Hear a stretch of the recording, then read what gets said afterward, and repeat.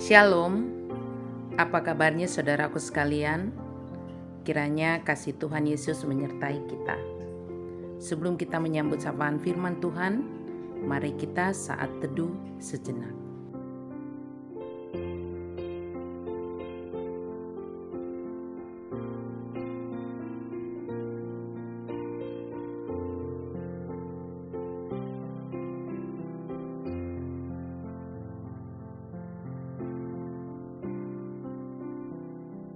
Amin.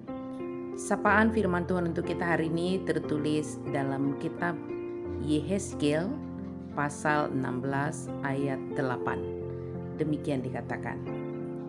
Maka aku lalu dari situ dan aku melihat engkau. Sungguh engkau sudah sampai pada masa birahi. Aku menghamparkan kainku kepadamu dan menutupi auratmu. Dengan sumpah aku mengadakan perjanjian dengan engkau. Demikian firman Tuhan Allah. Dan dengan itu engkau aku punya. Allah yang memungut dan memelihara. Salam kasih, salam sehat Bapak Ibu terkasih dalam nama Tuhan kita Yesus Kristus. Kita sering mendengar peribahasa yang menyebutkan kacang lupa akan kulitnya. Peribahasa ini mengartikan seseorang yang lupa akan keadaannya sebelum dia berhasil atau sebelum dia kaya atau sukses. Dan biasanya ada orang yang berjasa dalam kesuksesannya.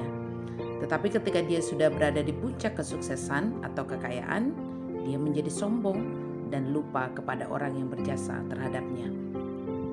Peribahasa ini sangat cocok dengan kepribadian bangsa Israel. Mereka lupa dengan kebaikan Tuhan kepada mereka. Saat mereka dalam kelimpahan dan kemasyuran, mereka lupa kepada si pemberi semuanya itu. Israel sangat menikmati segala kelimpahan yang mereka terima dari Tuhan. Tetapi mereka lupa dan mereka hidup sesuka hatinya, serta berbuat keji mengikuti kebiasaan bangsa-bangsa sekitarnya. Perumpamaan yang sama dengan perikop kita hari ini yang tertulis di Yehezkiel pasal 16 ayat 8. Ada kalimat dalam ayat itu, aku menghamparkan kainku kepadamu dan menutupi auratmu. Dan di kalimat terakhir, engkau aku punya. Ayat itu menggambarkan hubungan Allah dengan Yerusalem. Digambarkan sebagai perkawinan Allah dan Israel. Israel sebagai mempelai perempuan dan Allah sebagai mempelai laki-laki. Tuhan memberikan segala kemegahan, kekayaan, kemasyuran kepada bangsa Israel. Dan Israel digambarkan sebagai seorang wanita yang dulu ketika bayi dibuang karena kehadirannya tak diinginkan dan dibiarkan dibuang di pinggir jalan supaya mati. Tak ada yang peduli akan keadaannya. Tetapi Tuhan datang memungut, menyelamatkan dan memeliharanya sampai dia tumbuh dan menjadi gadis yang cantik, dan pemungutnya menjadikan dia menjadi istri raja. Tetapi ternyata ratu cantik itu menjadi sombong. Dia murtad, berbuat sesuka hatinya. Dan ternyata dia tidak setia, bahkan bersundal dengan orang-orang Kanaan dan orang-orang kafir lainnya. Tetapi walaupun demikian, Tuhan tetap memberi janji-janji indah untuk pemulihannya. Biar bagaimanapun Tuhan yang memungut dan mengasihinya. Tuhan tetap memberi kekayaan dan kelimpahan padanya. Dan hanya menginginkan supaya ratu itu kembali kepadanya dan ingat kepada si pemungutnya dahulu. Demikianlah gambaran yang diberikan Nabi Yehezkiel dalam perikop ini. Yerusalem atau Israel digambarkan sebagai perempuan sundal yang lupa kepada si pemungutnya dari jalanan, si pemelihara dan yang mengasihinya dan yang menyelamatkannya.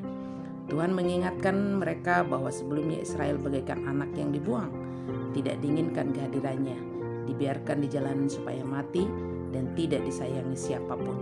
Membuang bayi yang tidak diinginkan karena alasan suatu hal dan alasan kejahatan lainnya sudah menjadi budaya di Israel pada saat itu, dan menganggapnya sebagai keturunan bangsa-bangsa kafir atau orang yang tidak mengenal Allah seperti Amori, Kanaan, Het, dan menganggapnya bukan keturunan Abraham.